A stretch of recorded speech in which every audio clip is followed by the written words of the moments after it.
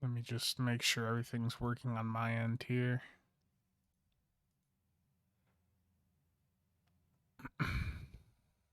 Audio test. Audio test. Little bit of a delay. Let me.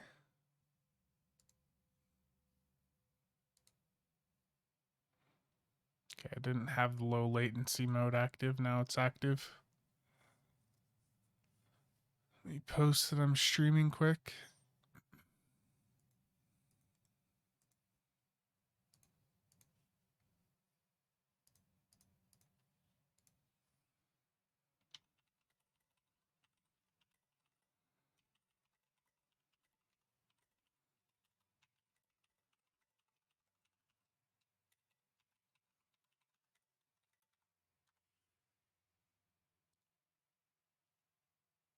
Just listening back to make sure I don't have any typing coming through the mic. Just listening back to. Looks like the software is actually filtering it out now, so that's good. We'll wait for people to get in here.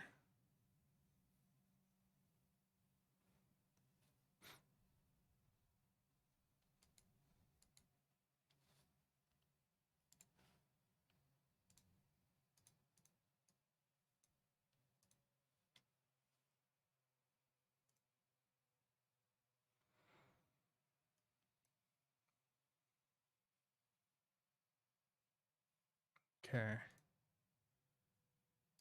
Find where I have this window.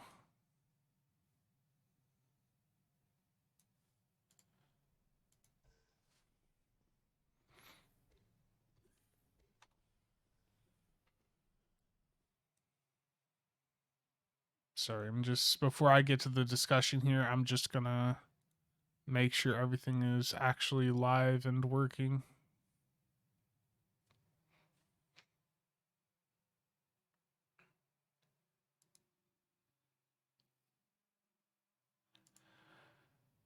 Okay, so I'm just going to dive right into this because even though there's nobody currently on the stream, I'm going to be uploading the VOD of this straight to YouTube after the stream. So let's head over and take a look at the stats for the legendary D7 that has just been announced. That will be released next week.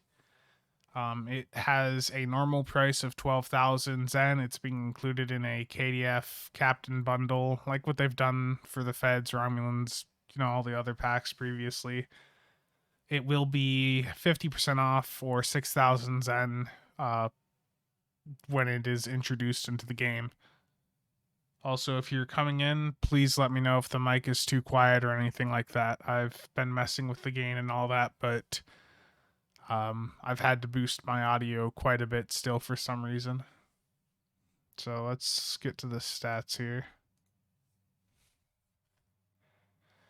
So one thing right off the bat that I think a lot of people are, going to be, some people are going to be happy with this, others are going to be annoyed with how many D7 variants there were in the game already.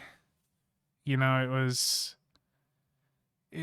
you were going to have people upset no matter what route they went for basing the legendary off of.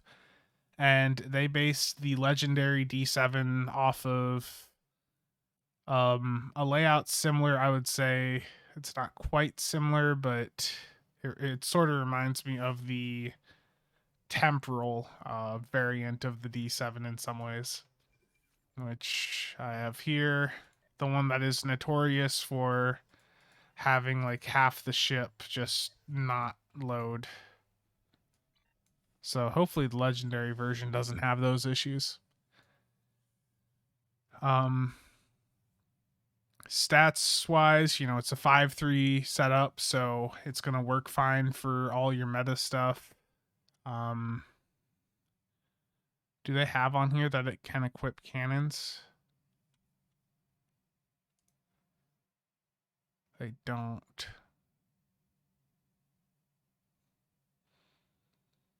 Hopefully they fix that. But if this is based off of the the temporal one I was just looking at. I know I've got some like dual cannons right around here. Yeah, here's the one in my inventory. Yeah.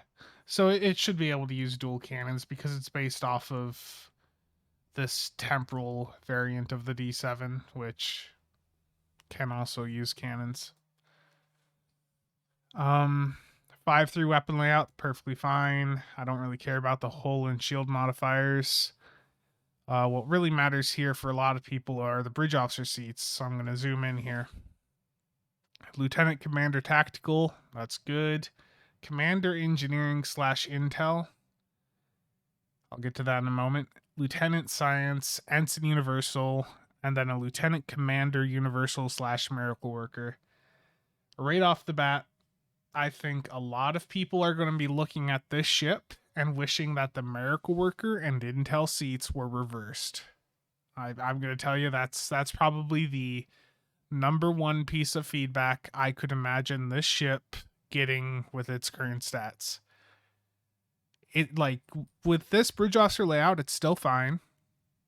But if it had the Miracle Worker and the Intel seats reversed, so it was a legendary D7 Miracle Worker battle cruiser, this ship would be a fair bit better. But even as is with the current seating on it, it's still good. 4 TAC consoles, 4-inch, 3 side. That's pretty much the same as what we've had with the existing ones. And the rest of this doesn't really matter a ton. Battle cloak. I think most of them have had a battle cloak. Let's see. The trait. Activating any hull healing bridge officer ability or intelligence bridge officer ability will cause you to begin reflecting incoming damage from energy weapons back at your attackers. I'm going to stop reading it right there because this is a feedback pulse / reflection ability, which means that right off the bat, it's not good. So this trait, I would take I'd say for with quite high confidence that this trait's going to be not worth slotting. As many of you will know from if you were around back during season 13, they just completely obliterated any of these reflection abilities like feedback pulse or anything like this. So I am very much not confident that this trade is going to be that good. And console wise, you get the console off of the temporal variant, which is a promo variant here, this D7 temporal. You get the console off that, which isn't that great. And then you get this magnetometric generator, which is off like a T3 ship. So you're not getting much console wise with it. The trade is garbage. The bridge officer layout is fine. It could be better, but that's the issue with ship design is, there's always ways to make most ships better, but you can't have everything being perfect. And I get that this is a legendary ship, but I'm pretty sure they've even talked before in a comment somewhere where they don't, that while the legendary ones are still really good, they're not meant to be superior to some of the promotional variants out there. And honestly, if they did what I was just talking about, where they swapped this Miracle Worker and Intel seat around, then it would probably be competitive with the D7 Miracle Worker flight deck cruiser or carrier that's in the promo pack. If I recall, that's got the Commander Miracle Worker, of course, but I think for its secondary seat, it's just another Miracle Worker. I'm going to pull that up quick.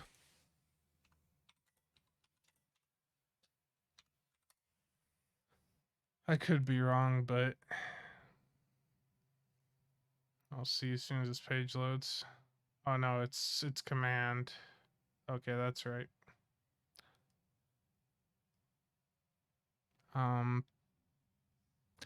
So I mean, if this had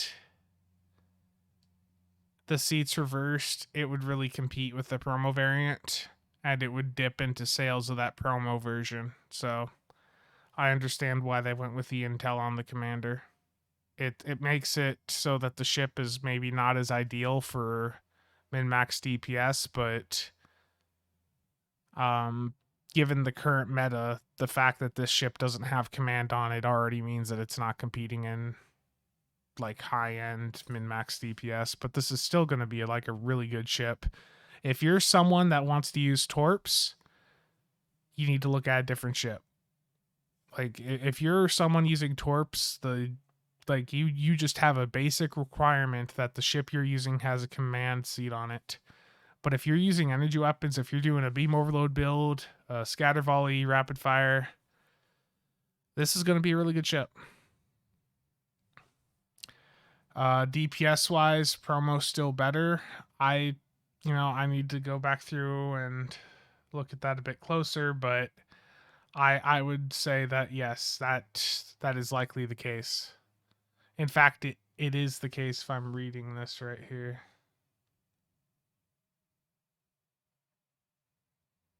Yeah. I think they'll be quite close, but I think that one having the 2 hangar bays might just be enough. The only downside with the promo D7, the flight deck carrier miracle worker one, is that the command seat on it is only a lieutenant command seat. So that is the downside to it. I'm looking at what the STO wiki has here. And then there is the Kelvin variant. Hold on. Now, as for the question of will this legendary D7 beat out the existing temporal one that it's based off of, I'd say yeah. This temporal D7, it only has 4 bridge officer seats. I mean, it's okay, but it's certainly got a few issues with its setup. And having just a few bridge officer seats really can limit what you want to do with a ship. Now, this build on this is from like a very long time ago. This is when, feedback pulse was being actively used. So this build is like 7 seasons old at this point, at least. I mean, it's using the Iconian set still, if that tells you anything. Let me see here. So what I did also, apparently I'm getting messages on Discord. Look at those in a little bit. What I've done also is just before I came on stream here, I was thinking to myself, like, what would be some, standard bridge officer setups you might see on a ship like this. And I think you see quite a few people doing like the 1 aux to bat with the photonic officer now. And I think that's something you would probably see quite a bit on a ship like this, because that lieutenant science, your only real options with that are you're using it for like what I've got here with the heal and then the photonic officer, or you might use it for unconventional systems triggers. Hello, Data. Let's see what this message is.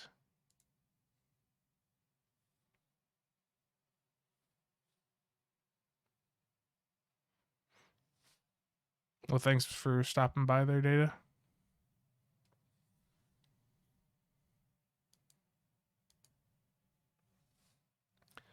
But for layouts with this commander engineer, I for the engineers I went for the standard EPTE, so emergency power to engines and emergency power to weapons 1. You just chaining both of those like you do on pretty much any energy weapon build. Aux to bat 1, and because this is a really common trend where you see the single aux to bat and then a photonic officer 1 being paired together, so I figure that's something that people are going to end up doing quite a bit. I might personally like drop that and just have like a psi team 1, or maybe a tractor beam to trigger unconventional systems. That might be something else that I would say to do. and then you could do dual aux to bat, just do an aux to bat 3 there. But for this setup that I just did here, I just did reverse shield polarity 3 in the commander slot, because there's not really a ton of useful command or commander level abilities for intel, especially if you're not using surgical strikes, which you don't really want to be using surgical strikes anyways over beam overload. So the only intel ability here is override subsystem safeties. This, a lot of intel builds are going to be using that. And then on the Miracle Worker seat, I figured you'd do narrow sensor bands 1, attack pattern beta 1. You'd have this universal set to attack. And then for the Lieutenant Commander slot, mixed armament synergy 2. Like that would be the best way if you wanted to take advantage of both the meta intel ability for energy weapons, which is OSS 3, and then the highest or the best combo you could fit on that Lieutenant Commander universal seat there to get the Miracle Worker abilities out of it. It's not optimal compared to some other ships out there, but for a C-store ship that's going to be account wide, it's pretty decent. And so this was the beam overload setup I set up. It's nothing too out of the ordinary. That's like a pretty standard setup for those types of builds. For scatter volley, it's not really much different. You keep the beam overload one on just to proc like the competitive rep engines if you have those on, which you probably would with either of these setups. But yeah, has anyone got any questions about the ship? Is there anything like that I'm missing? Did I say anything in a way that confused you or anything like that? Like, just let me know if I did, because I was going all over the place there for a few minutes. This is what happens when you just ramble and don't have a script to read off of.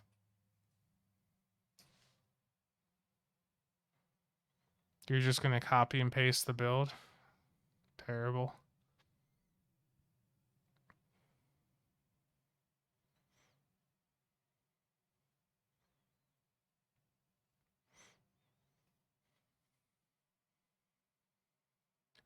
I'm just thinking too of what else you could do. You like the dual mode? Yeah. I haven't messed around with the photonic and aux to bat combos much yet, but I haven't really been able to with the ships I've been using a ton recently. Like, I'm using the Rami Picard ship, and the bridge officer layout on that just doesn't really allow that without me giving something big up. Oh, you meant CRF and CSV? I mean, you could do something like that with this, like,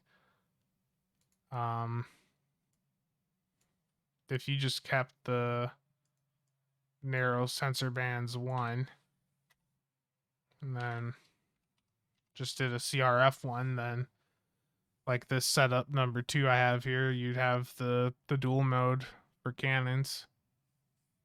It wouldn't be, the most ideal. You could even, if you wanted, you could even swap the MAS and the CRF around and have CRF 2, but I don't know. That'd be something to consider. Really, for that would depend on how much of the queue you're using CSV versus CRF, I guess. For that MAS 1 to be even worth dropping down to.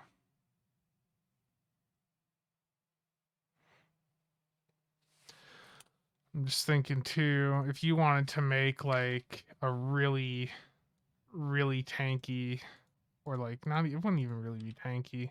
You could set up like an Exodus styled setup with it. What would you do Exodus with on this? Would you do? Let's just say Exodus CSV. So let's see, how would we do that? Swap this to an inch.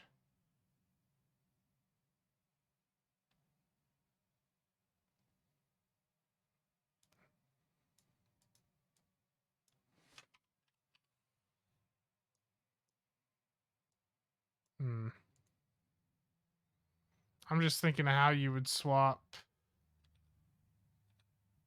one.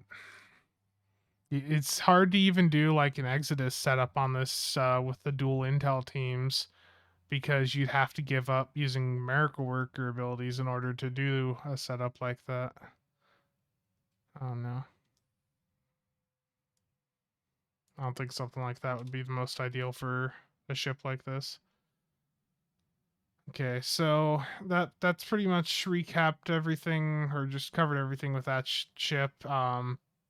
I guess the recap I would say is this legendary D7 it's a decent option if you're wanting an energy weapon build that has battle cloak. It's a 5-3 weapon layout. It has decent bridge officer seating. It's not the most ideal seating, but for a C store ship, this is perfectly fine.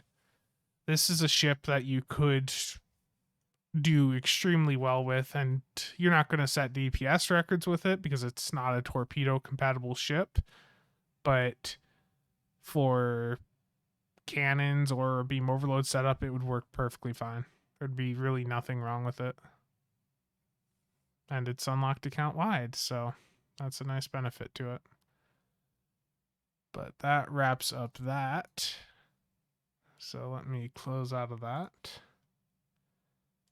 And now begin the fun task of swapping over and trying to organize a solo ISE. You can get 100k DPS with any ship in the game. The lower tier ones need to be nannied up quite a bit, but any ship in the game can do 100k at this point. If you could take a shuttle into an ISE, which can you even? I don't know. But if you could take a shuttle into an ISE, then you'd be able to do 100k in a nanny run just by slotting the enhanced biomolecular photon torpedo. You'd have a bunch of people spamming concentrate fire powers for you, debuffing everything, taking all the threat, but your shuttle would do a lot of damage.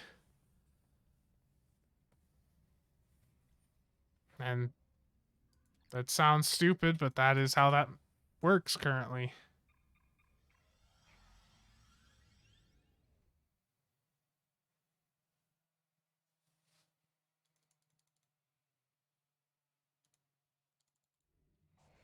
So I already did one of these solo ISE attempts. The temporal D7 has Intel temporal. Yeah. I'm just reading in-game chat there. I'm gonna call out in like DPS elites here.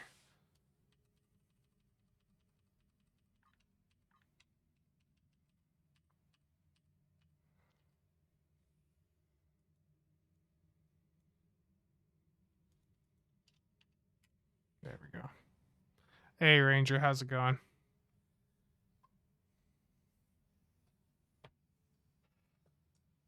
I'd best mute my phone before I start to get messages.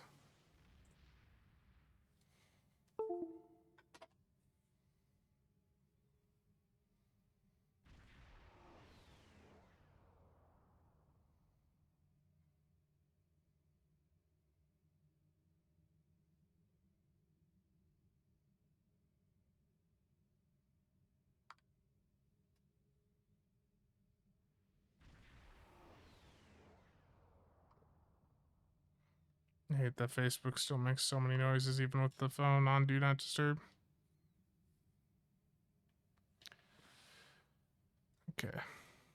So I was not even looking to see the two people. Okay.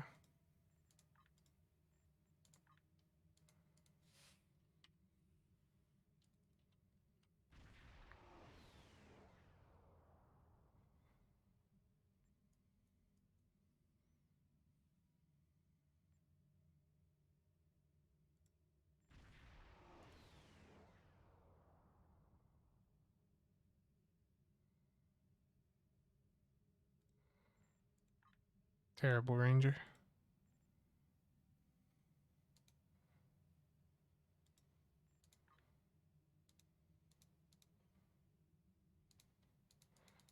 We're just one short now.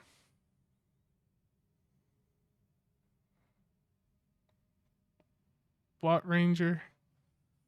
Terrible.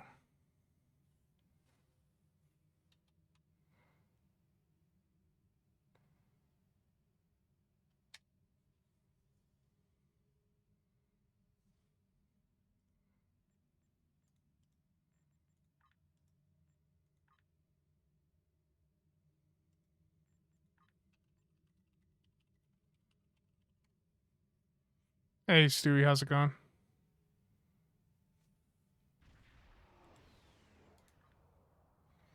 AJ, you're not accepting invites?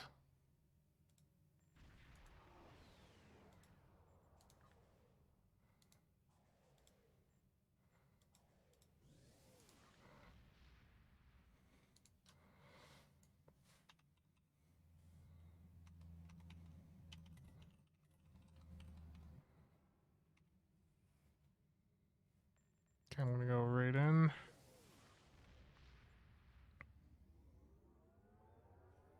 Do I have the parser up on the screen? No, I do not. Gotta have that parser there.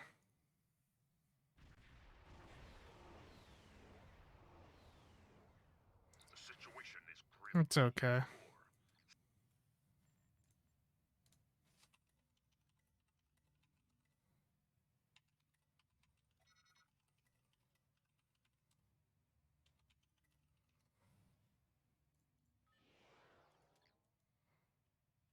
Okay, I need to not have my chat window cover everything.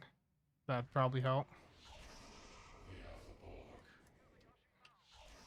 And having batteries reset yet again.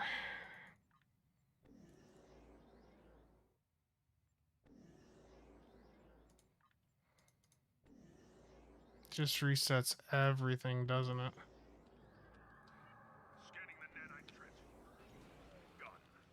It's already messed up some like ability to clicking there.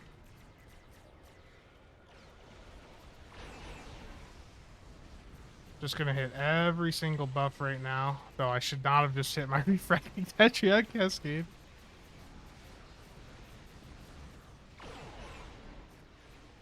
This is already a worse start than my last one because I just went in trying to like fix everything off the bat.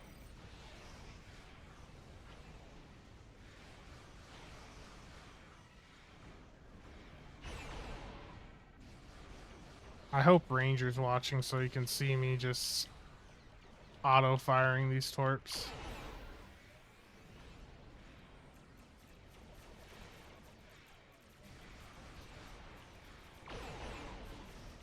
Yeah, I've already failed this start, I think. Yeah.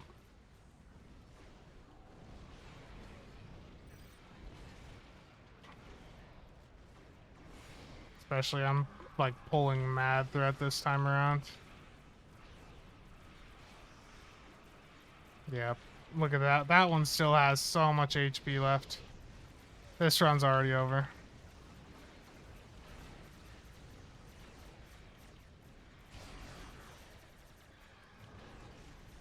Yeah, that's a shame. I messed that up real bad. That is entirely my fault right there.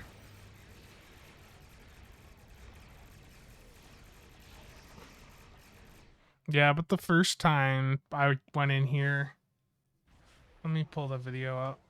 That was such a bad start on my part. I like pretty much just threw that.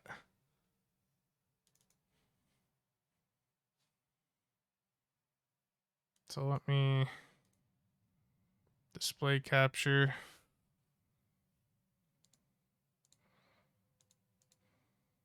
Like the first one was much better. My positioning was actually like really good on this first attempt. This second attempt here I just did was absolutely abysmal. But that first run went quite well. Like I was holding quite good DPS there for a while. Still not quite enough looking at this.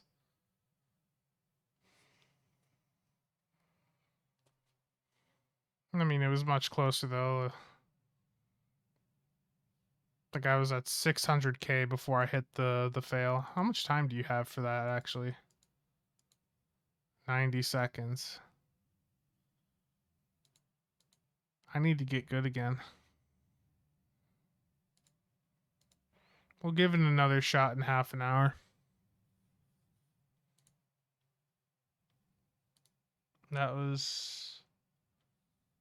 That could have been much better.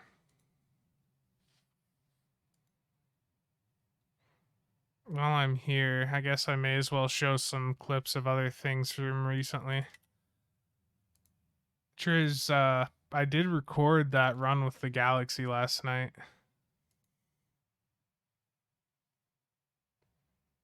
Let me find it.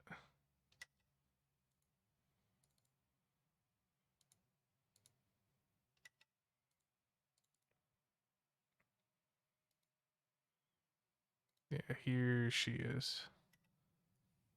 It's no audio on it, but that's fine.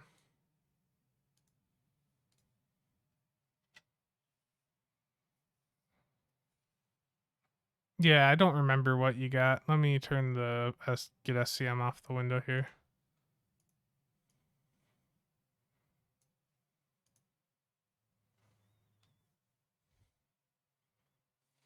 Stewie, you've done 200.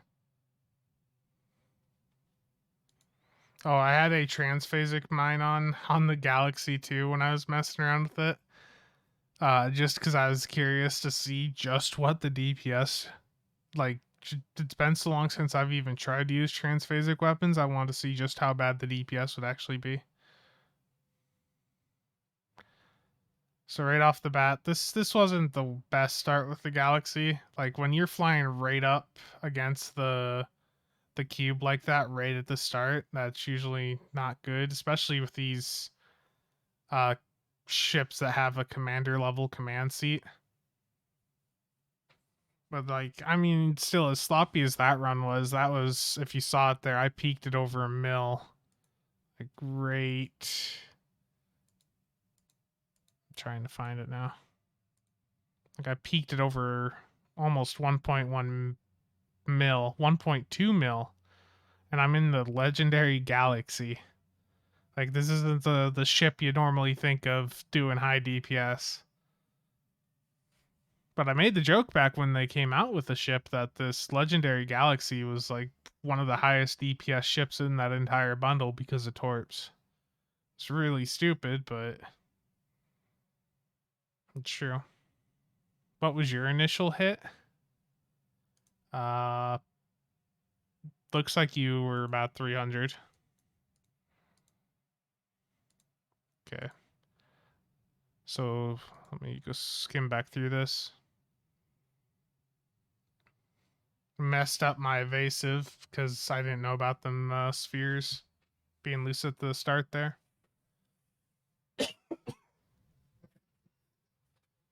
Gotta grab another drink here. No, the nanite. Like this was overall like an okay run for the Galaxy class, but I know it can do. This ship can do more. I think my biggest issue is I still have all the torps on these builds. Like all my torp builds are still using auto fire.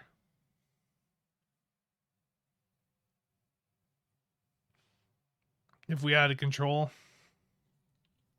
Yeah, I think the other issue was we even have a tank on this run? Like having a tank but I think we had a lot of survivability issues near the end. Me? I'm gonna pull up that parse and take a look.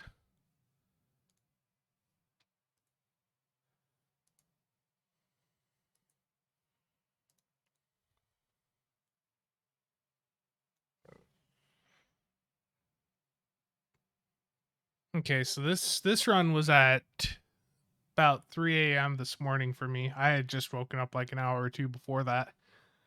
Um, yeah, I see. I had 38% of the attacks in, so I guess I was. I mean, that's not really tank numbers there, but I guess I was taking most of the threat out of anyone in the group.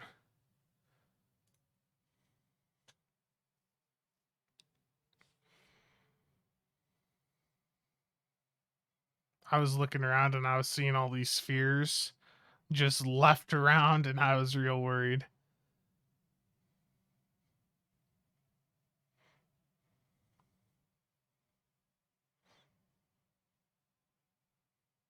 Well, Stewie, you just have to spam spacebar and you'll get good. Like I really right there when you saw me go to 9% or whatever, I should have died right there. 7-3. I I don't know how I lived through that. Like there's no okay, I got a hazard emitters there. I guess that helped. And like this run would have been an easy like over 500k with the galaxy had there not been the loose spheres, like that would have been easy. Yeah. 495 for a galaxy. Yeah. I think you could really like the galaxy class. I have no doubt. Like I'll swap to that quick. Let me save this setup here. Also, I'm realizing that I did not have Cold Hearted on, even though I was supposed to have Cold Hearted on. I did not even notice that with the traits. I also had swapped a personal trait around that it looks like it then went and did its thing too. Let's do resonating payload. Yeah. For that first solo ISE attempt, I had Cold Hearted on and Resonating Payload, but it looks like it swapped those back out for what I had on the previous loadout. So I was missing a lot of my debuff right there, which would make sense for why stuff wasn't as good, but my piloting there at the start was extremely poor. Okay, let's take a look at this Galaxy class build. Was it the USS Immersion? I'm remembering now. Turn display capture off.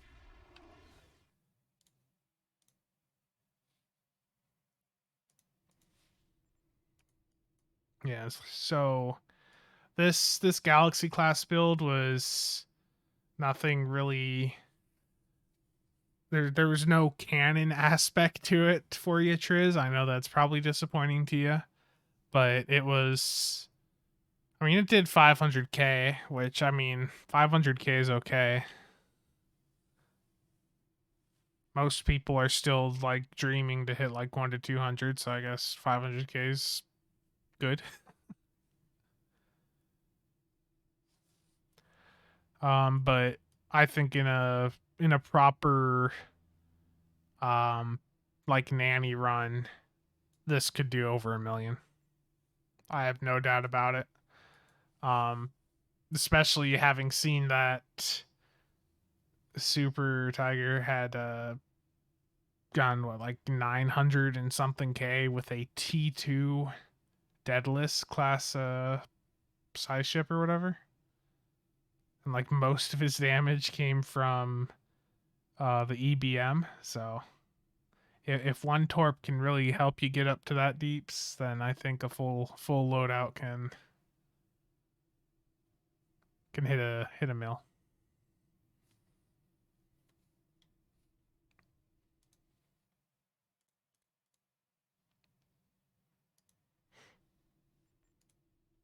Yes, let's see here. I see that there's a Fez being called out in the channels, and I think I'm going to go for it. I just got to swap back. I'm going to take out the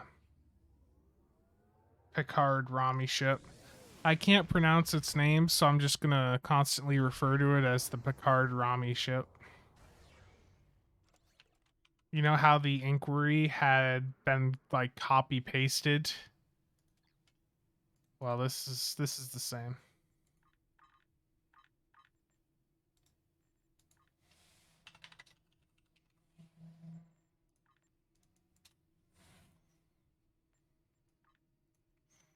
Two size, three size. Oh man.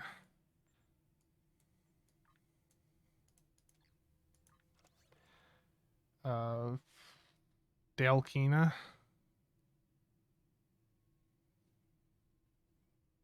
I don't know. That's probably as close as you're gonna get is like the Dale Keena. Stewie, you have the ship. You've flown the ship. Such a troll. And look, it reset my stuff. Okay, load out.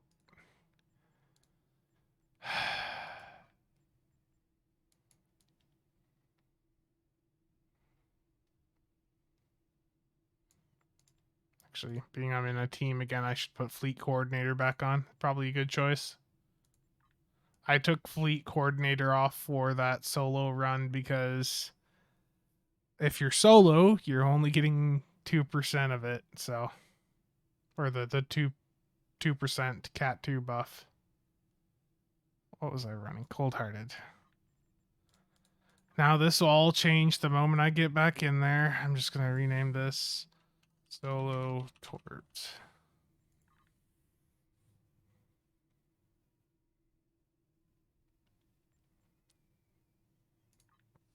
So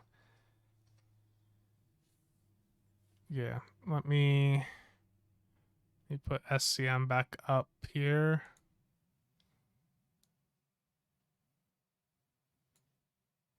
Probably doesn't need to be that big.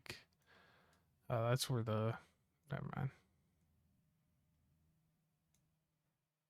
I'm just trying to find where to put this SCM window. I guess it's just going to stay right over the chat.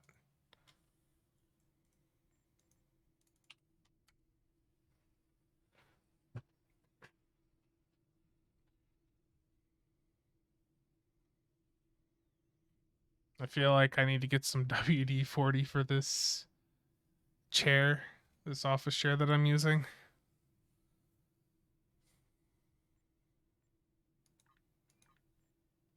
So, the combo to the that I'm using on this that I had mentioned earlier in the stream is called or the trait that I'm using is Exodus Acta Probat.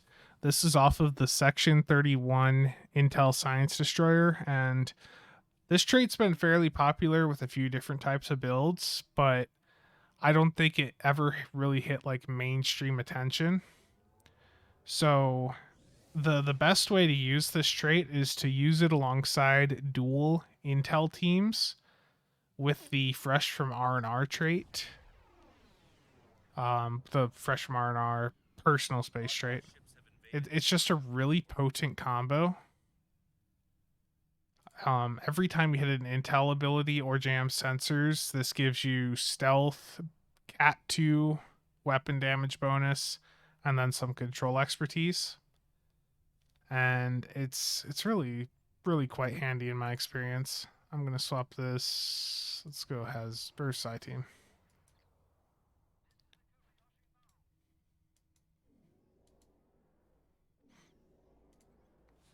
But it's a really potent combo for keeping yourself alive.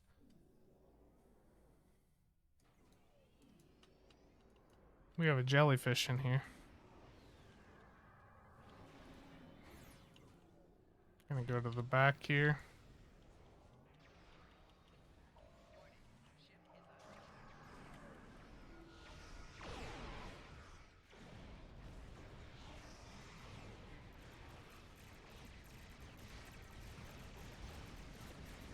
And we have some EPGs in here that are gonna just absolutely destroy everything. Do you all see how they essentially buffed the Neutronic Eddies console? Because that was unstrong enough. Or essentially the nerf that they just did with the patch today essentially ended up being a buff.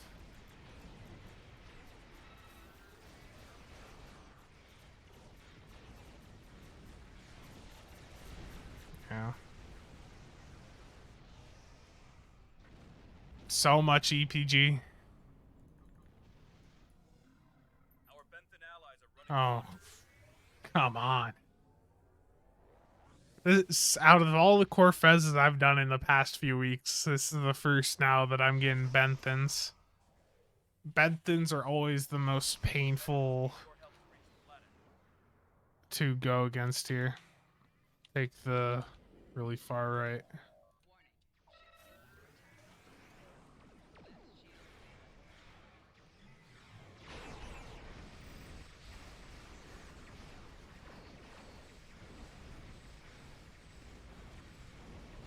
I really like seeing these critical hits come in, though. I don't know if you guys are watching all them numbers, but man, seeing some of them hits.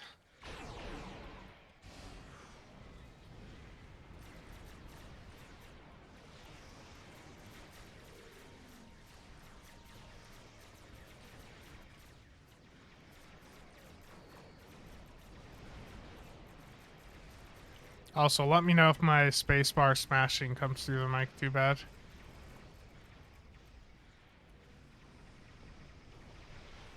I'm hopeful that this audio setting I changed should hopefully filter it out.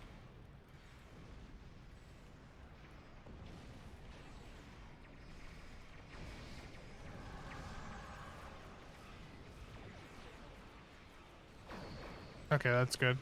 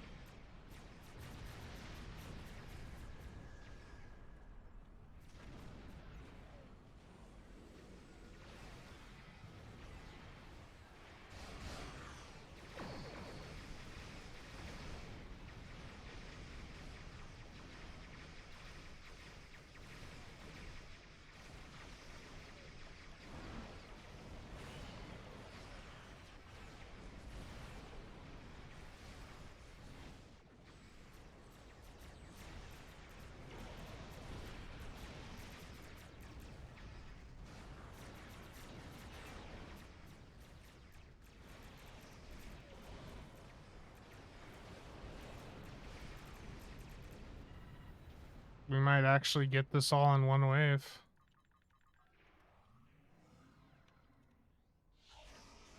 Oh, help him down here.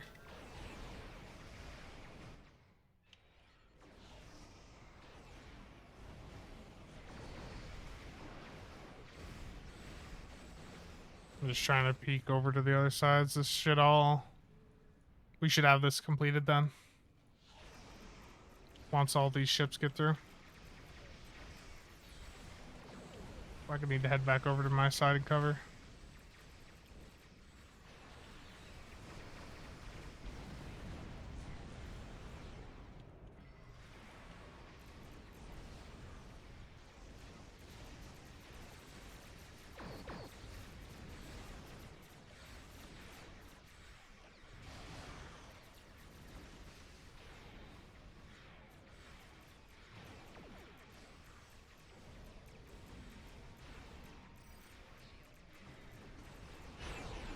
I didn't mean to use my tackle on that.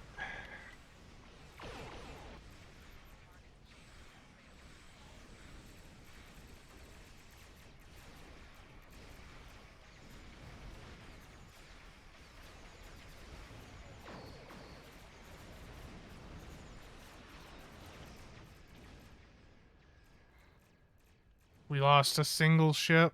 Oh no.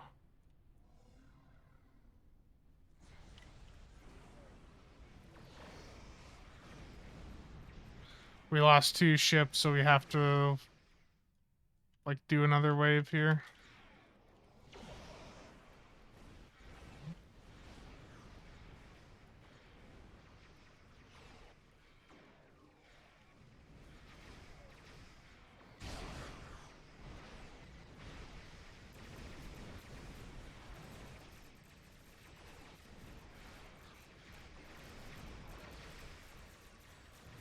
They having trouble over there?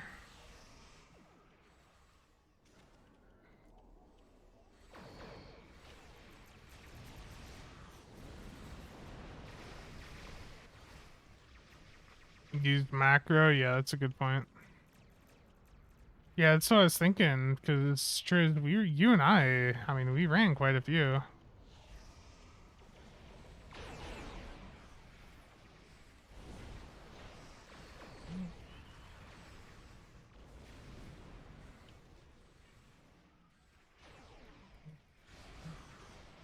Okay, that one's dead.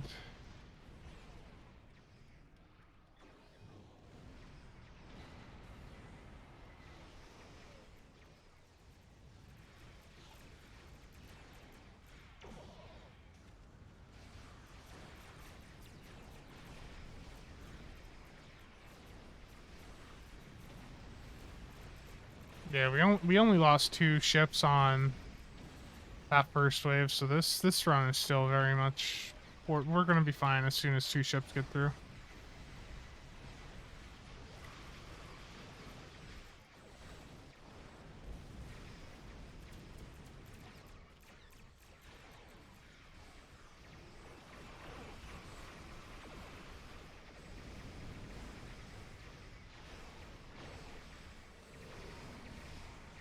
Should have waited for my alpha.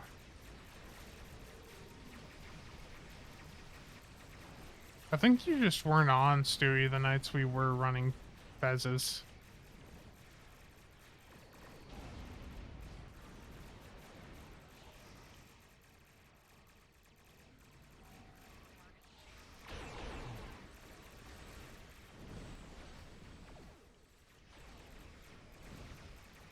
These guys have a lot of HP too, like each of these cruisers is like 3 mil.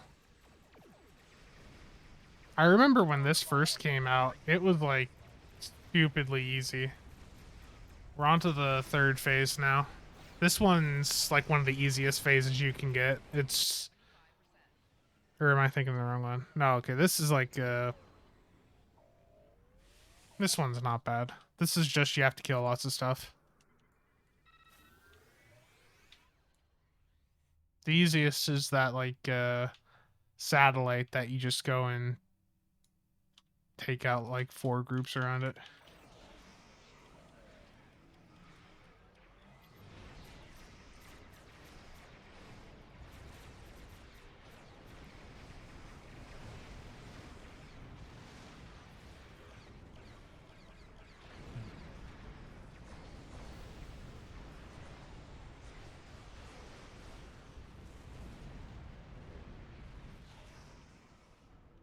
It's so satisfying watching just the damage floaters when using torps. All the big hits you start to see.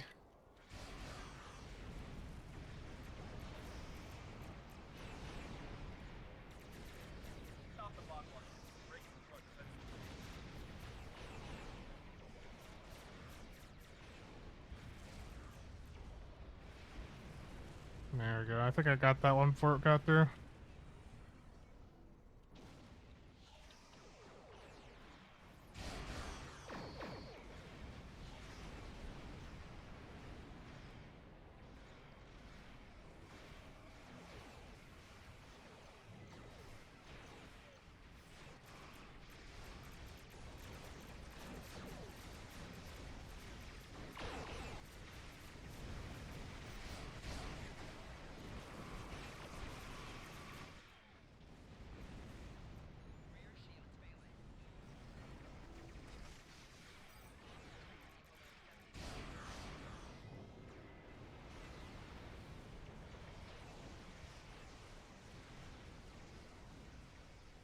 Dewey's in TBC too, Ranger, so he's got a different name in game.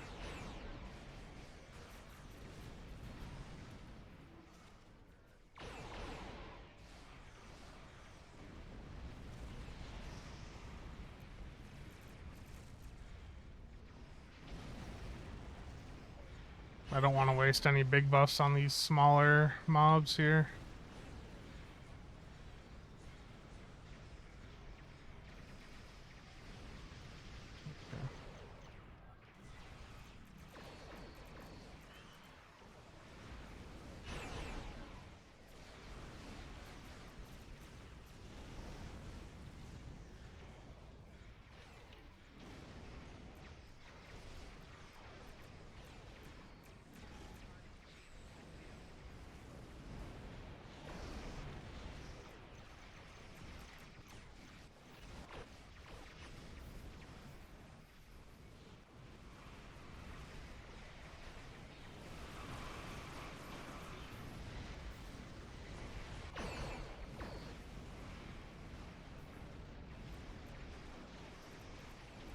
We only have 2 groups left. I'm not going to waste any more big buffs on any of these.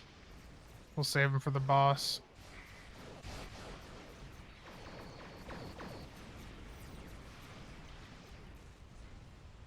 Yeah, what's left? Like 1 ship.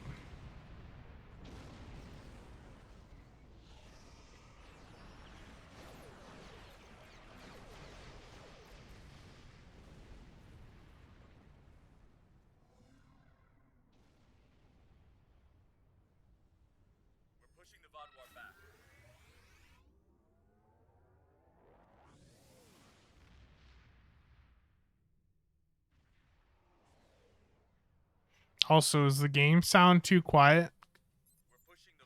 Or is it fine? Because I do have the game sound at very, very low numbers right now.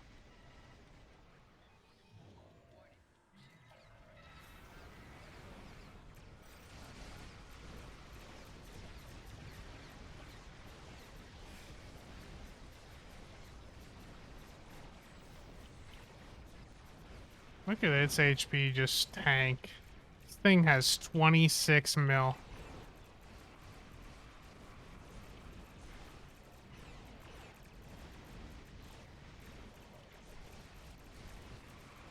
It is just, this thing is just tanking.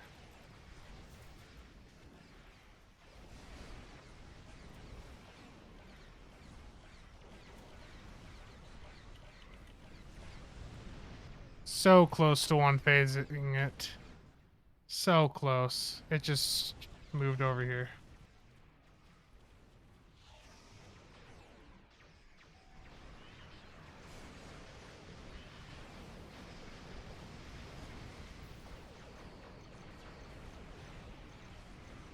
It's dead.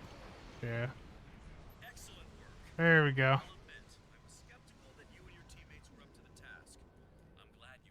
That thing was just it was crazy how fast that thing was just dropping there. That's EPG for you though, and we had 3 EPG builds in here.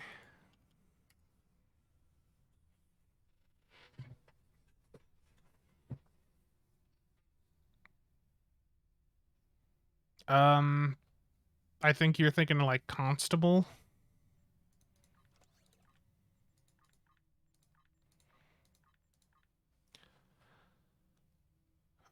I'm pretty sure there's something in Constable where the target, like whoever you have targeted, like you're reducing their healing.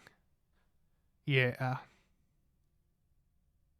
It's tier 2 Constable. But nobody, I don't think anybody in this run would have been running Constable. Constable, like, it looks nice on paper. I've run it before in the past. I ran it quite a bit right after it came out, but we've had so much more power creep now in the past like year or two that it's it's just hard to really be entirely viable with how fast stuff dies.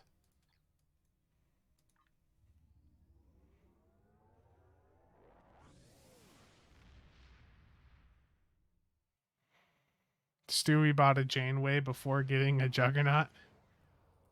That's rough.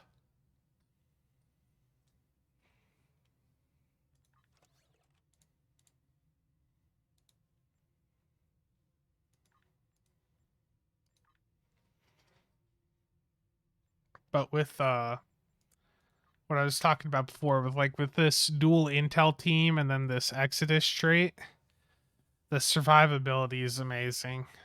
And then, well, it's a combo of 3 things really: the 2 intel teams, the fresh from R&R personal space trait, which allows team abilities to have a 10-second global cooldown, meaning they can have 100% uptime, and then Exodus, which triggers off of those intel teams or any other intel ability, which then gives me additional stealth.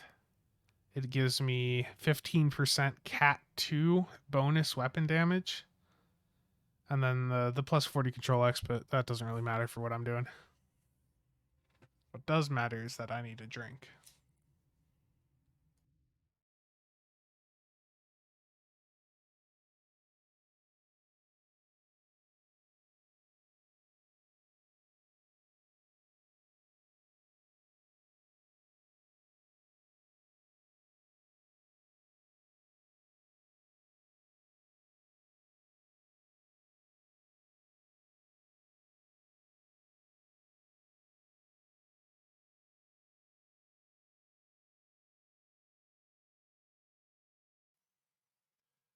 Alan, I don't know if you're listening, but I'd just say give that a shot and see how it works for you.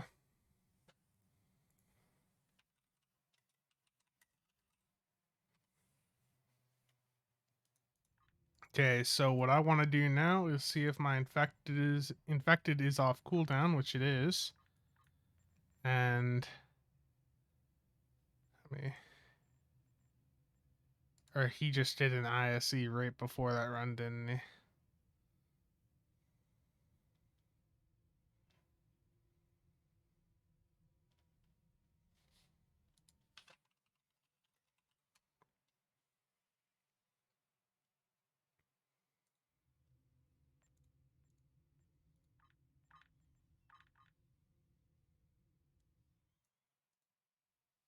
On here.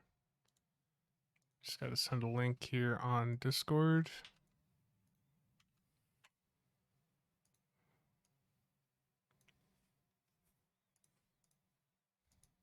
Also, just checking to see. I've got a new computer coming in the mail today, so I'm wondering when that's going to be here. The UPS driver was one street away and is now several blocks away. That's always fun to see.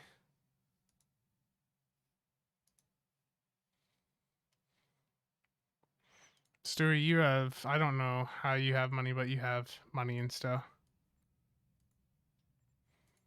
I don't know how, but you do somehow.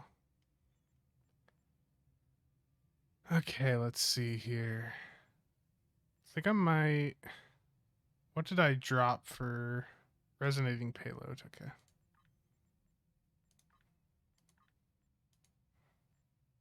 So I'm putting the cold hearted on. The only energy weapon I have on this build is this dual beam bank. Unless the experimental weapon counts, probably not. So really it's just this dual beam bank that I'm counting on, but in these solo runs where I'm the only person, I need the debuff. So that is why I have cold hearted on in this case on this tort build. I'm gonna put another call out in elites for 4 warpers for ISE.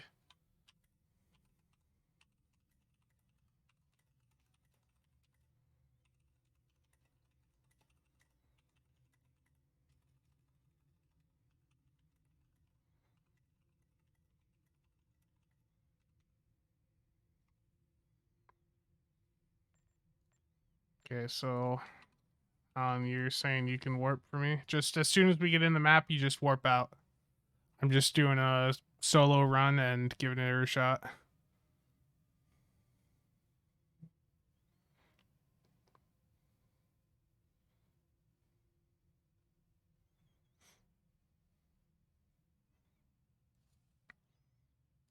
If anyone else wants to help with that, I've just put out the call in elites.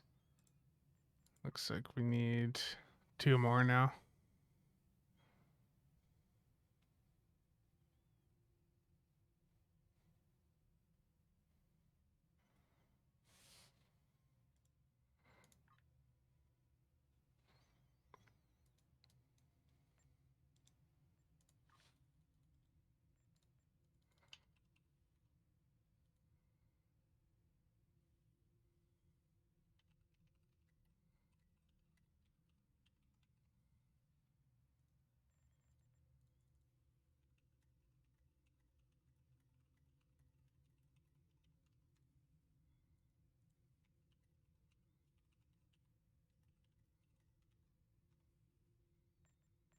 Okay. Oh, Alan, you're on cooldown for infected.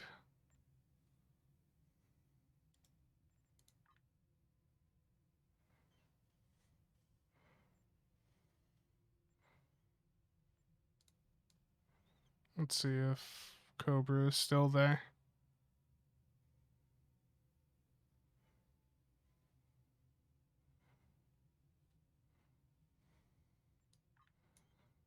Yeah. That sounds good. See you around, Triz. Thank you for stopping by. And I missed a follow there. Are my alerts not working? Thank you, Chaos Cushland, for that follow there. 12 minutes ago. Sorry I missed that.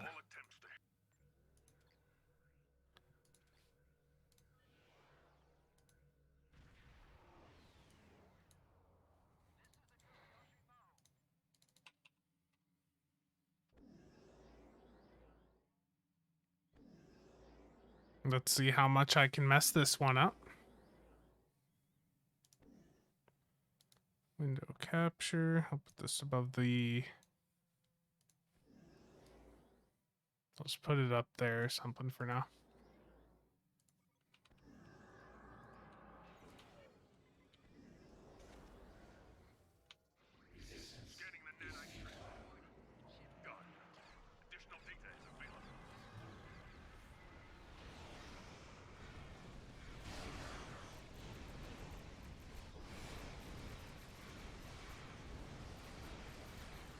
Need to back up just a smidge so I'm getting spreads out on everything.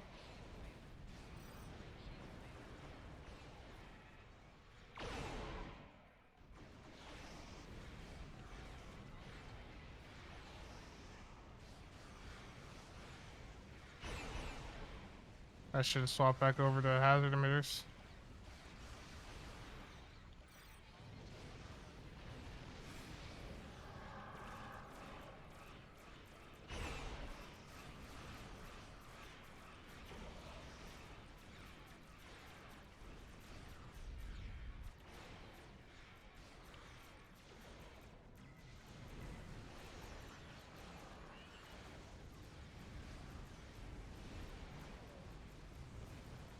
Am I gonna be too slow on this one too?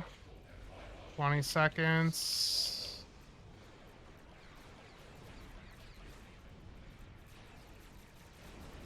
Very close.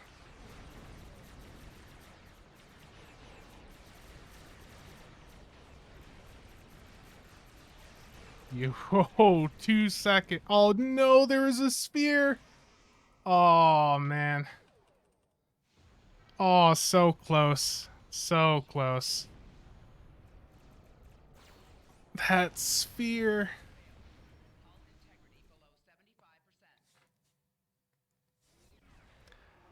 I thought I had it when that third cube went down. But that sphere just had to be there.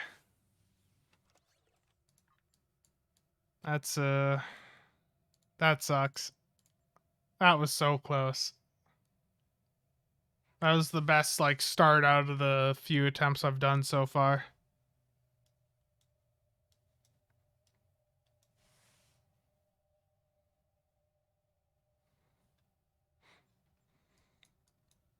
Oh well. There'll be more attempts.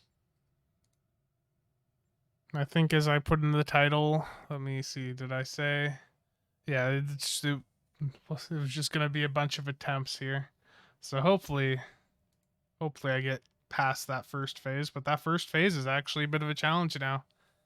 Because you have the 2 normal cubes, the 1 tack cube, and then the 4 spheres you have to kill right off the bat. And that's quite a bit of a like a DPS test there. Like they're really making sure you can do enough deeps for the rest of the queue. Okay, so I am gonna drop, let's see here.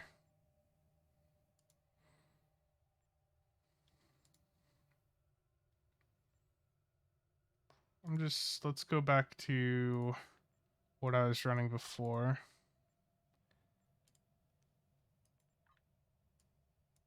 Which was, I think, like Strike from Shadows. I can't do another ISE for 30 minutes because of the cooldowns. I wish you could go back in sooner. That would be amazing. But unfortunately, those mechanics do not work like that. Or like the you know how the queues work. They just, that's not what I want. This is what I want. It'd be nice, but that is not something that they allow. So I'll just save this as my torp setup. And let's do something different that people haven't been doing a ton recently. I'll call out for this in Prime. I'll do Kittimer Elite.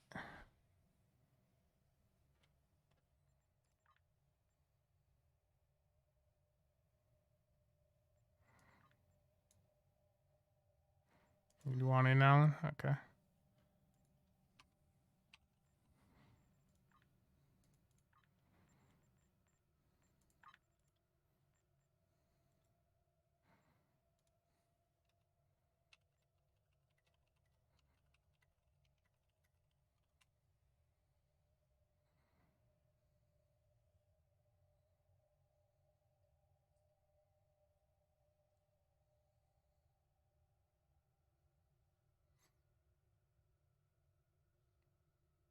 Kittimer Space is one that we used to do a ton back in the day. You know, it's the one where you have the Notcher at the end and you have to take her out. And as soon as anyone gets super close to her, she always just goes and cloaks.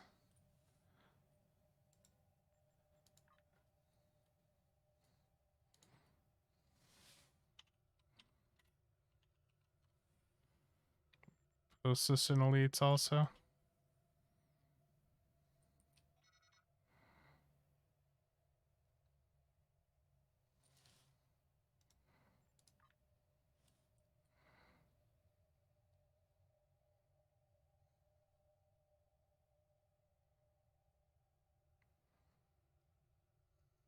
I mean, you can parse Kittimer.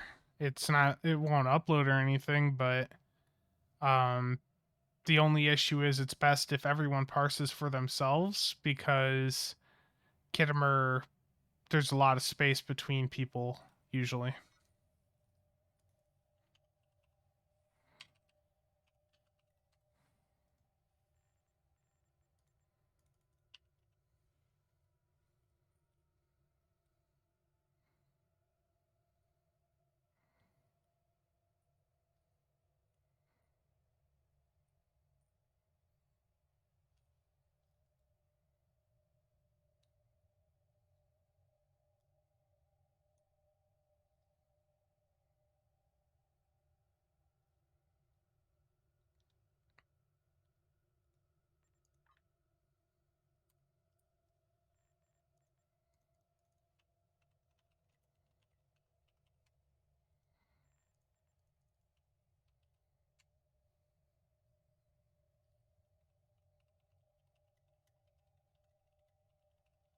So Kittimer Elite, if a single probe gets through on either side, it's an immediate fail for the map.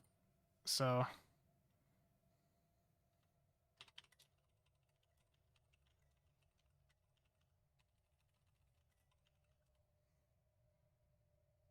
I'm missing a ready from Ramus. Okay. Now, and I know you're ready.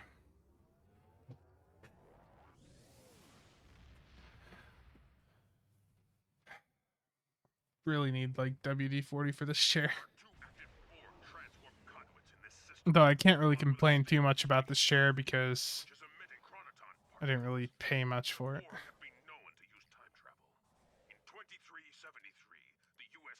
Yeah.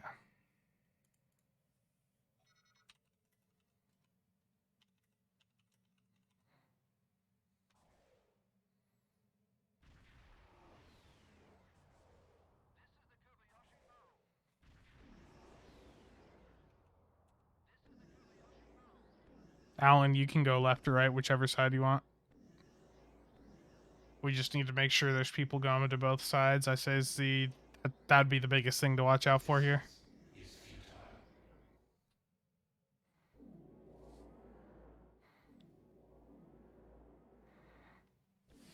I'm gonna go left, probably.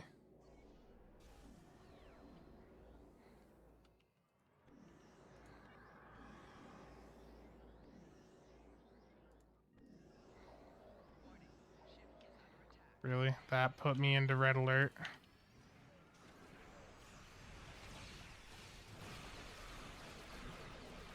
All emergency artillery misfire. Gotta love it.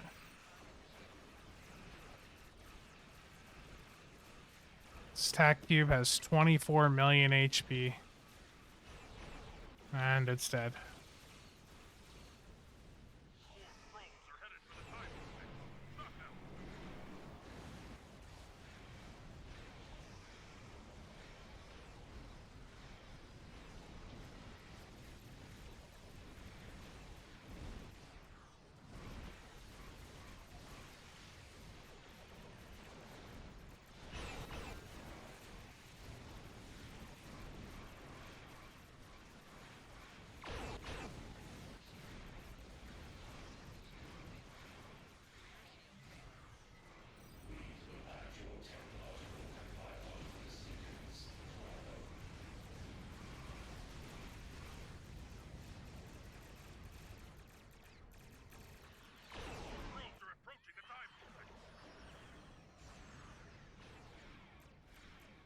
Really gotta watch for these probes.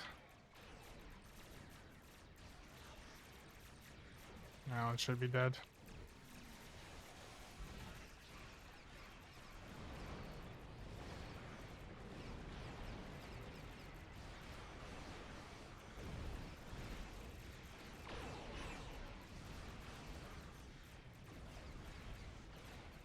I should be able to kill this transformer before I go and take out this probe. Yeah.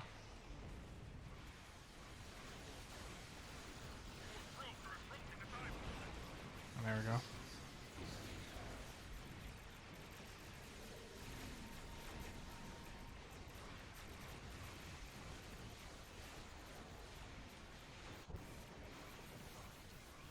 I am about to die.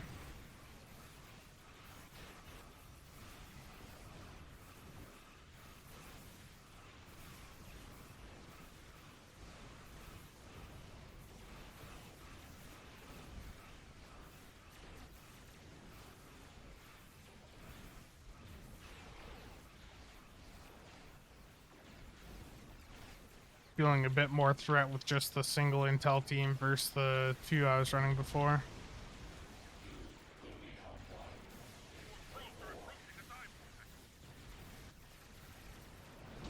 Yeah. You can clean up the rest there. I'll help over here.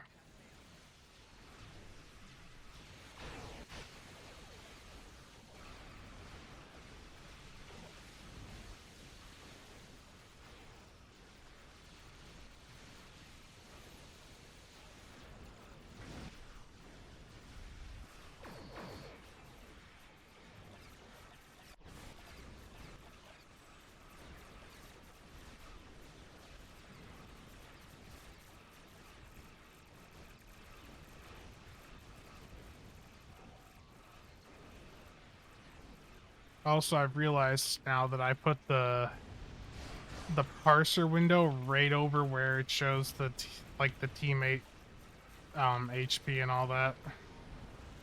I just cannot find a good spot for that except over the chat window, can I? Because I have my like the Twitch chat. If anyone types, it's supposed to pop up right like right above the STO chat window.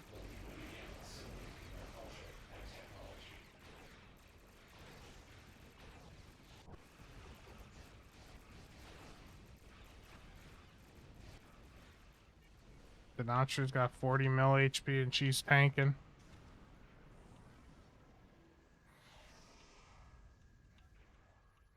The EPG and the size stuff, or the EPG and the mines are all still hitting her. Yeah, it's always you get too close to her and she freaks out.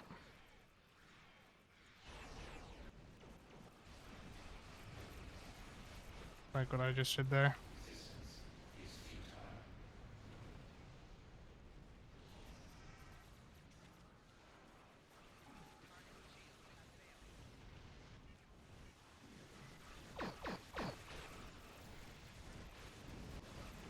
And she should be dead here. Yeah, there she goes.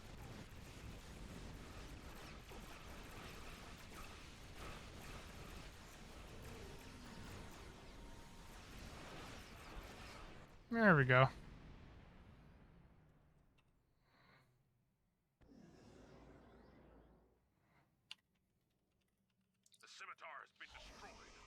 sensors detected several escape pods entering the vortex.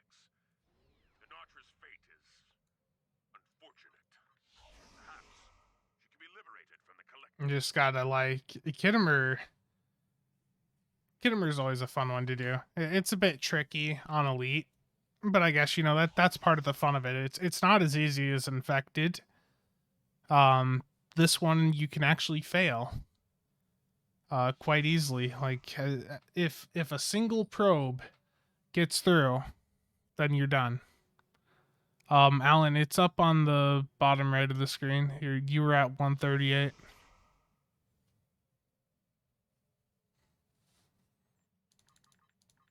Or bottom left. I think I just said bottom right. I don't know. It's right over my STO chat window.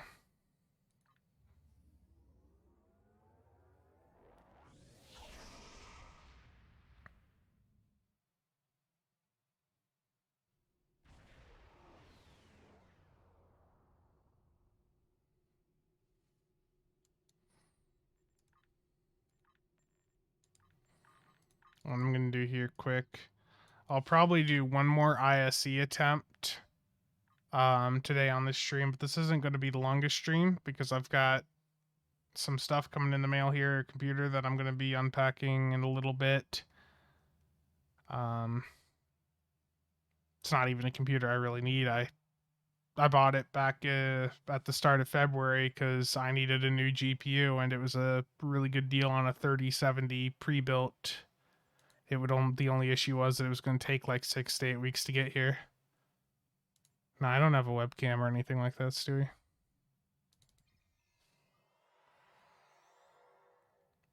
So I'm going to go deal with that. I'm probably going to, with that, I think I'm just going to sell the 3070, and that, like, I paid $1,100 for it, and it had an RTX 3070, a Ryzen 3600, and I'm looking at like Facebook Marketplace, and I know it's not, the best.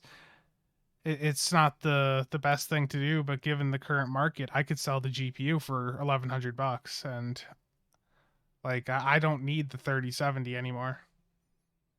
Like I paid way too much for a 3090. Well, I guess MSRP, but still too much, more than I wanted to pay for a graphics card with the Best Buy drop at the end of February. Let's sold on this. Yeah, so I'm probably just gonna sell that 3070 and then upgrade my living room, my HTPC computer. Just it's currently running at like an AMD FX 6300 or something like that.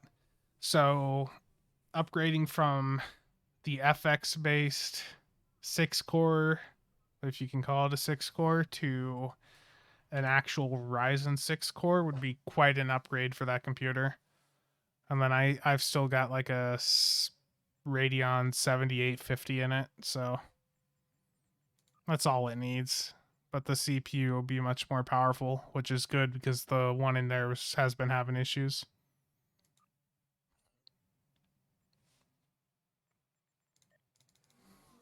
I'm trying to think which characters I have stuff listed on. Yeah. That'd be nice. If I could just merge the 3070 and 3090 together and have two 3080s. What was crazy is I wanted a 3080 initially, especially with their MSRP being $700. Like, that was supposed to be a good deal. And then, well, we know what's happened to that market. But now 3080s are going for, I've seen 3080s selling for up to $2,000. And when I tried to buy them on Best Buy, I could never get one in the Best Buy drops. I used the mobile app for Best Buy. I tried their website. The only thing I could get into my cart on Best Buy was a 3090. So I had enough money for it at the time. I was like, this is going to be really expensive, and I'm not going to be able to do some other things over the next few months, but it's You know, that's an upgrade that'll last a while. I was on a 1080 Ti before, which still was a good card, but my card was having issues. So I very much I needed to get a new GPU.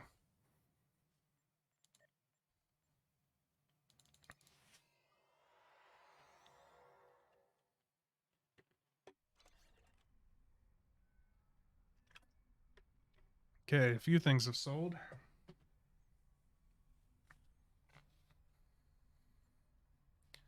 Do I have hold on here?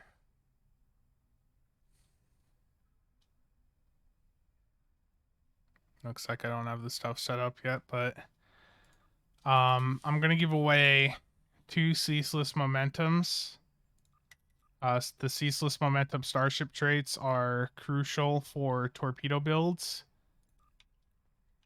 So enter your at handle in chat if you want a chance of winning one of these 2 ceaseless momentum starship traits. Which where did I just put them?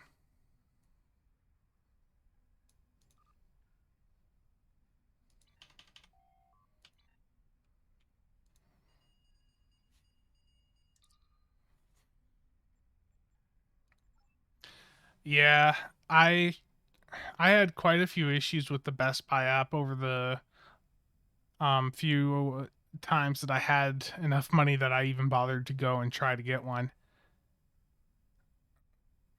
Stu, you know what ceaseless momentum is. It's one of the core components of any torpedo build. Like, I'm not gonna like fully explain the trait other than the fact that if you're running torpedoes, as in more than one torpedo, you need to have this trait.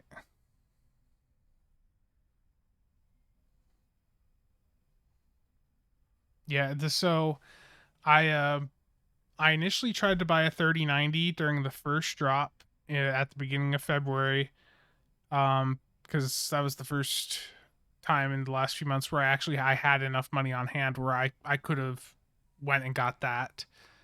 I didn't want the 3090 as I said, but I could never get a 3080 to add to my cart, and the 3070 did not feel like it was enough of an improvement over what I had.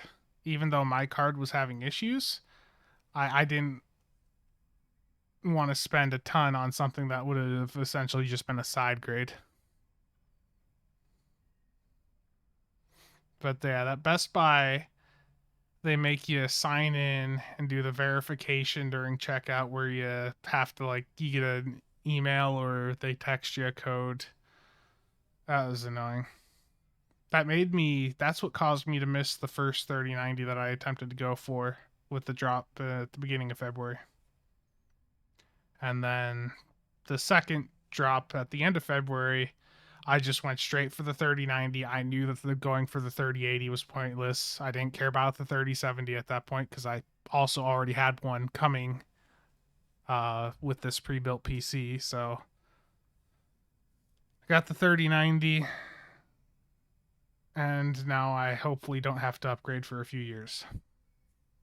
The only issue is I don't have a water block for it, but honestly, I like how the Founders Edition looks, so I might not even put a water block on it. Yeah, Ranger, I saw your new laptop. It looks like a beast, man. I saw you post the info about it.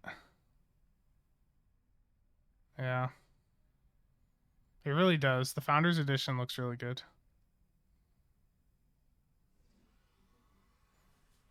Okay, so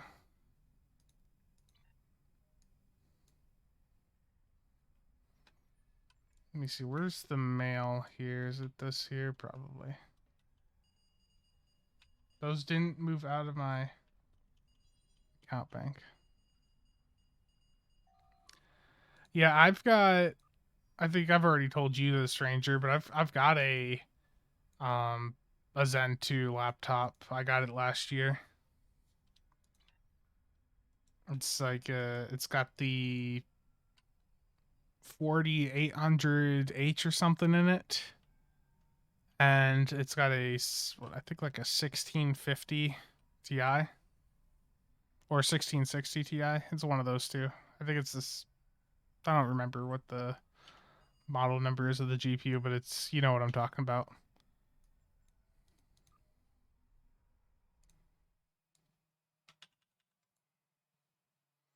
Yeah, the price of keys, that those are honestly probably going up because there's probably a gold seller fulfilling an order.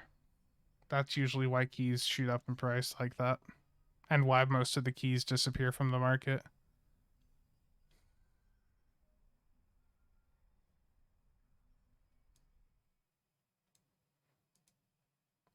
Okay, so 3 was the first one I pulled here. We only had 4 entries.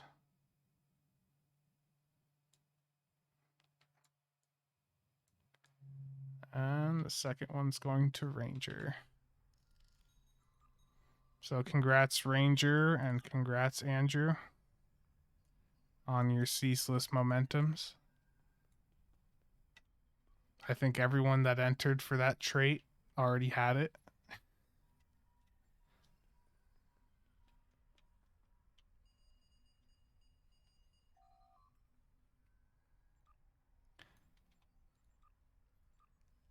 But yeah, keys.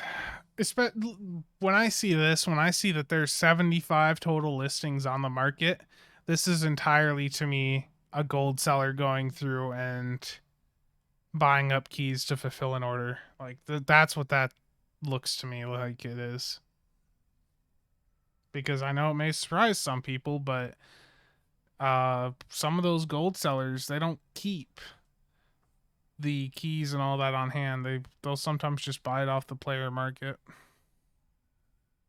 to fulfill their orders.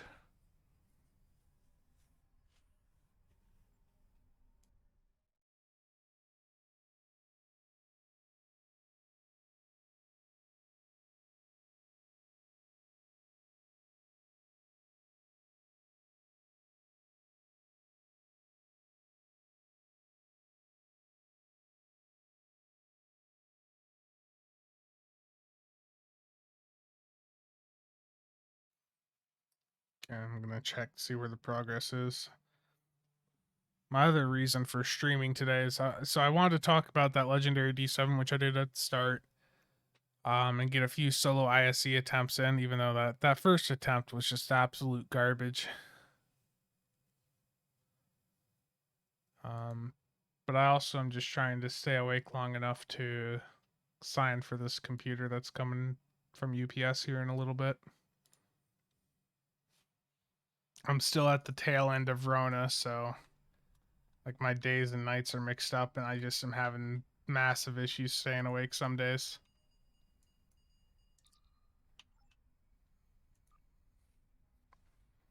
Oh, am I coming through a bit quiet? Oh, I didn't say anything important, Alan. I was just rambling, really.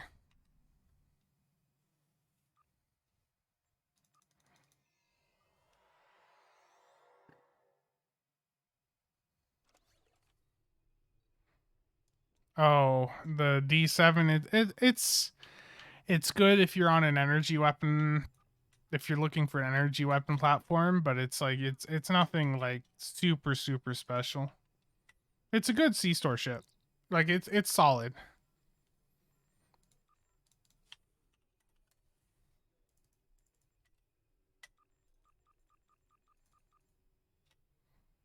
Let's see what I get from these. 10. Okay, that's worthless. 4. 29. I think I made my money back off the 32 alone. Let's see if he's still worth anything. Nah, it's coming out on the 1st.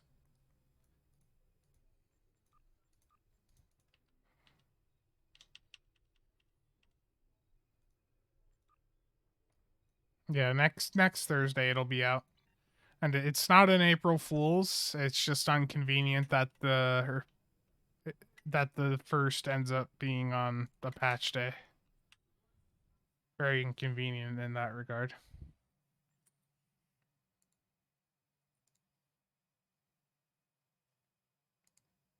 I need to pull up my shadow play here. Hold on, give me a second. Yeah, it'll be 50% off at first. So it'll be $60 upon release. If you get it later on outside of the sale, it'll be $120, like the existing um, legendary packs that come with the characters at level 65.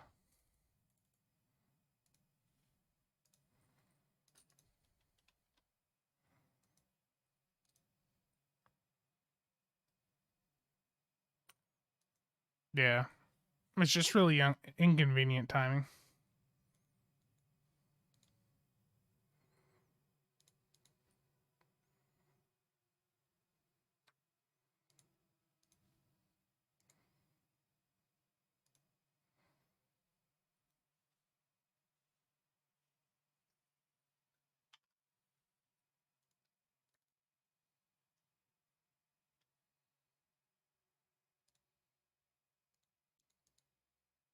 So I had a bit of luck earlier today. This is Alan. You're gonna like this. This was from me opening some lock boxes right before the patch earlier. The keys were already at 9.8 at that point of the day. I went and I was like, I'll change it up. I'll do Borg lock boxes today. And I got 2 of the DOF packs and nothing else that was really worth anything. So I take them 2 DOF packs over. Also, the game looks real blurry because when I'm watching things, I'll usually have the game running at like render scale 0.1 because for some reason it'll like be a bit laggy on videos if I don't do that. So I open these 2 Borg DOFs, 27 and a 46. So that them 8 keys, while they didn't get me a ship, they pretty much got me 2 DOFs that are essentially worth a ship. Like that luck right there.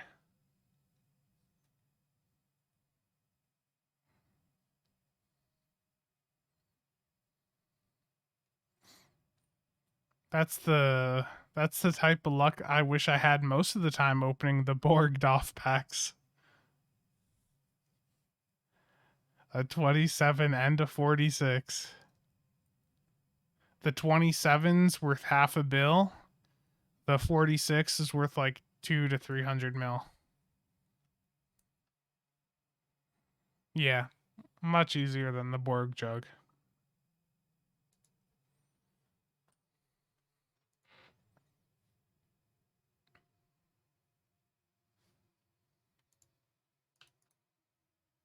Okay, I'm gonna do one more infected attempt here, and either I'm gonna get it or I'm gonna fail due to bad piloting or just low DPS. I can be sad later on then if it's the latter.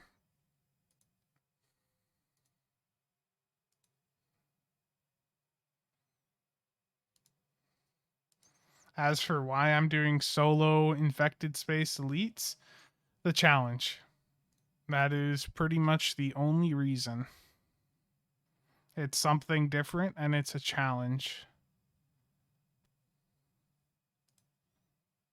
I'm gonna swap this back to a hazard for survivability. But I think the rest of the bridge officer layout's fine.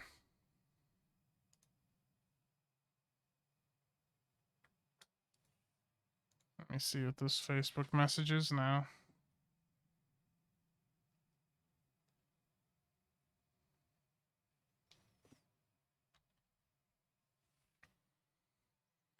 Yeah, Alan, I remember you had a lot of trouble with that. Okay, let me just save this loadout again and hope that it stays. And I will start to form the private queue here. Double check. Yeah, ISA is off cooldown.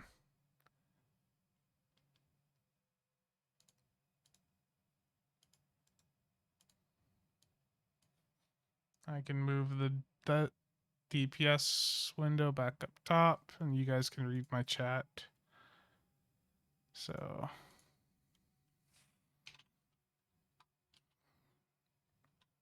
I'm gonna need people to warp out. Okay, there's Ranger already.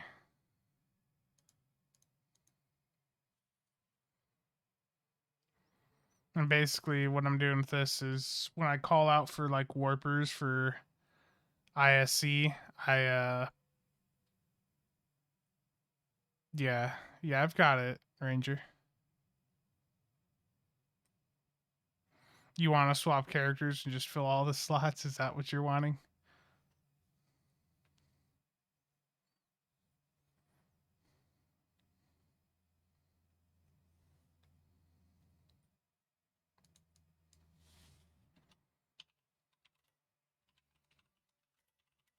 When I call out for warpers for ISE, when you're doing a solo run, you just call out asking for people to warp, and I guess Ranger's just gonna fill all these slots for me, which I very much appreciate. And they just warp out of the map right away as soon as you get in. Because it's a private queue, they get no cooldown. It's also like with private queues, if you're doing like really high end ISE runs, um, some groups may opt to leave a sphere alive on the side so that they can warp out after killing everything else and have another run at it instead of needing to wait 30 minutes.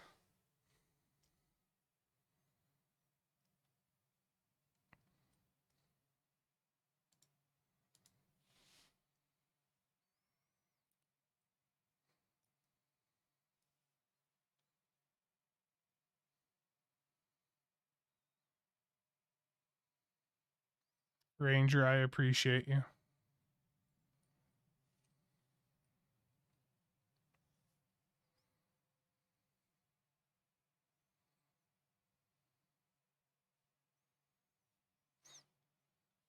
You can watch me hopefully succeed this time.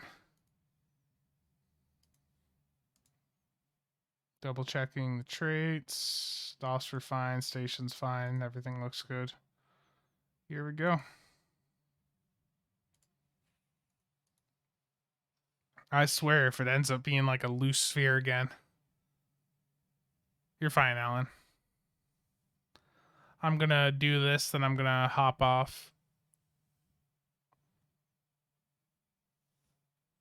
So let's see who else is even streaming on the Stowe category right now.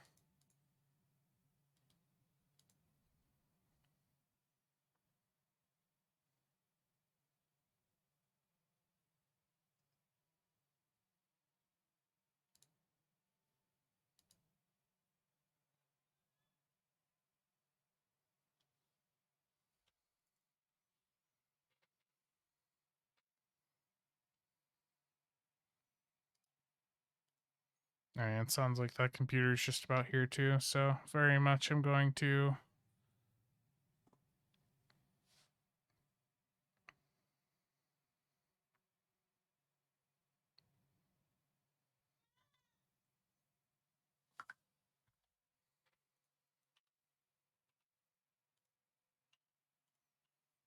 I'm gonna wrap this up quickly then. Let's get some mines out there.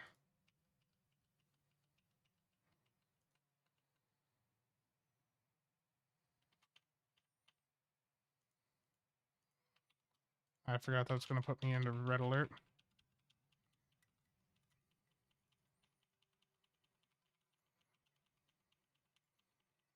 I'm just gonna go out with everything because apparently I'm gonna need every last bit of deeps I can get here.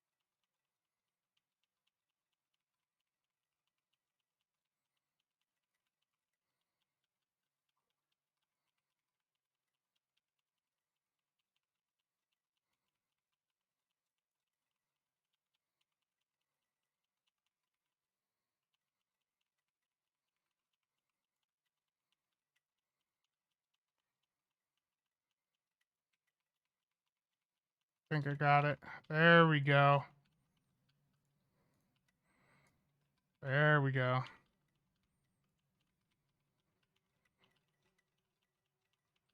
Now I actually need to clear out the gens here.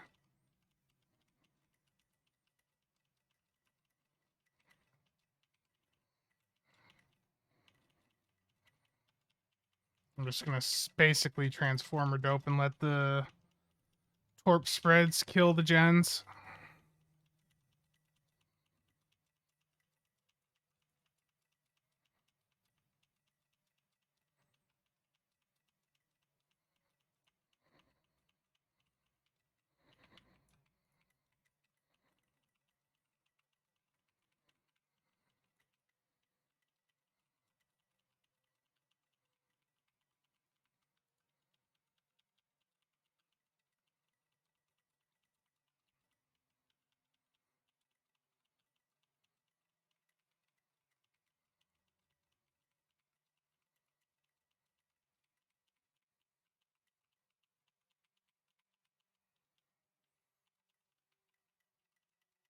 Using CF on a sphere, it's always a great sign. But you gotta do what you gotta do to try and clear them out. Because if you don't clear them out, then you just have to deal with them later.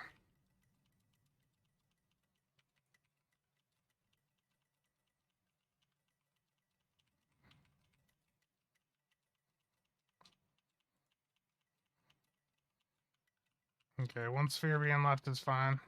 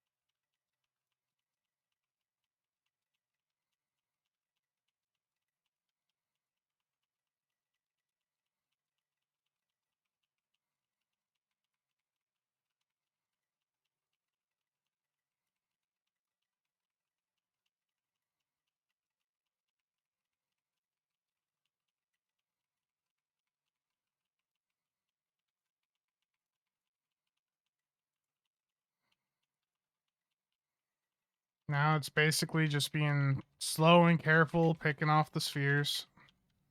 I did not mean to just take concentrate firepower on another sphere instead of the gateway.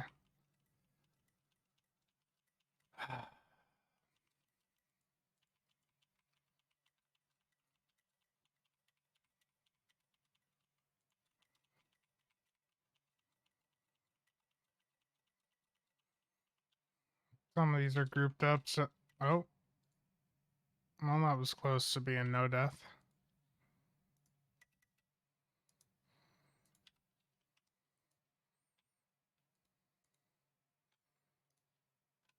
I can't cloak.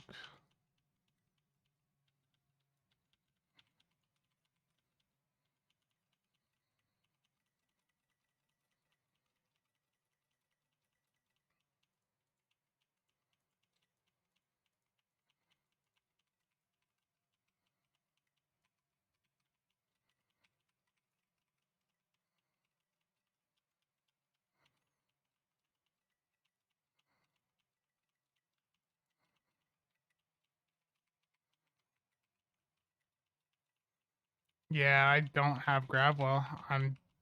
Look at the ship I'm using.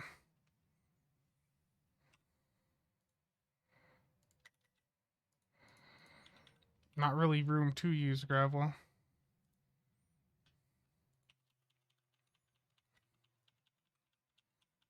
Out of anything to be the pain, like, to have issues with, though, like, this would be the phase where I'd be dying. I mean, look at all the spheres. I just have to, like, slowly pick them off. I'm not going to get super high DPS here, but This was more of just seeing if I could even like do it.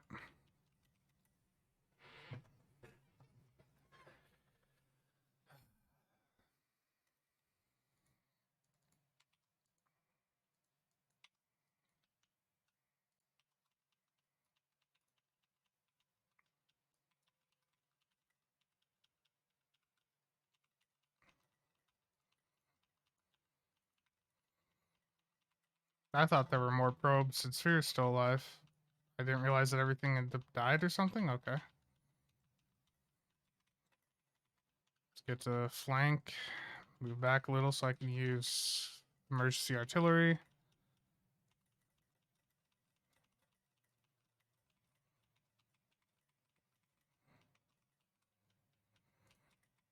I'm just gonna spam DPRM then.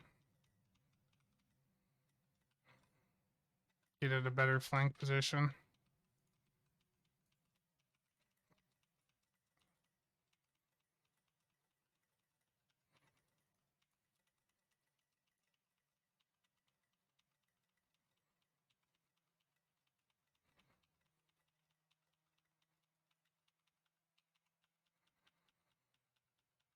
Ranger, how bad is the auto fire torps for you?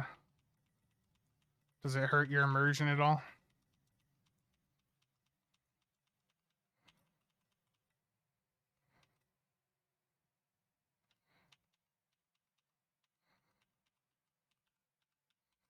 And this thing's gonna kill me again.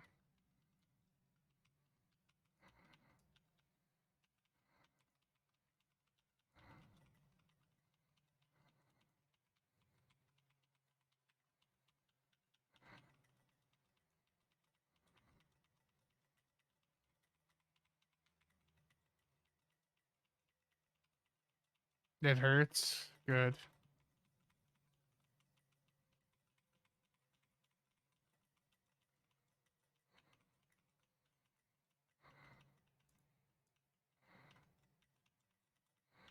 And of course, there's just one sphere left alive on the side.